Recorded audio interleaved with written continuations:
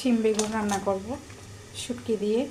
তেল দিয়েছি পরিমাণ মতো, পেঁয়াজ কুচি দিচ্ছি, একটু পেঁয়াজ নরম করে নিচ্ছি, শুটকি দিয়ে দিচ্ছি, কষিয়ে নেব। এবার সামান্য পানি দিচ্ছি পরিমাণ মতো হলুদ, মরিচ, লবণ, কষিয়ে নেব ভালো করে। মরিচ কষানো প্রায় শেষ, এখন আমি শিম বেগুন দিয়ে দিচ্ছি, একটু মিক্স করে নিতে হবে। এভাবে ঢাকনা দিয়ে কয়েক মিনিট কষিয়ে নেব।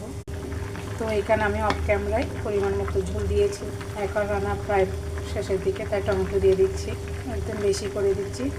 শিম বেগুন, শুটকি দিয়ে শিম বেগুনের মধ্যে টমেটো অনেক ভালো লাগে। 5 মিনিটের মতো রান্না করে নিই। কাঁচামরিচ দিয়ে দিচ্ছি, কয়েক লবণ একটু কম হয়েছিল, আর কিছু দিয়ে দিচ্ছি। এখন দিয়ে দিচ্ছি ধনে পাতা। ছোটো জালে 5 মিনিটের মতো রান্না করে ঢাকনা দিয়ে রান্না করে নেব। তো 5 মিনিট পর ফিরে এলাম। দেখুন আমার শীতকালীন শিম বেগুন দিয়ে ছুরি শুটকি রান্না কমপ্লিট।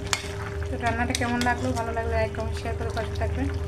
আর নতুন নতুন ভিডিও পাওয়ার জন্য ফলো দিয়ে থাকবেন। ভালো থাকুন, সুস্থ থাকুন, বাই।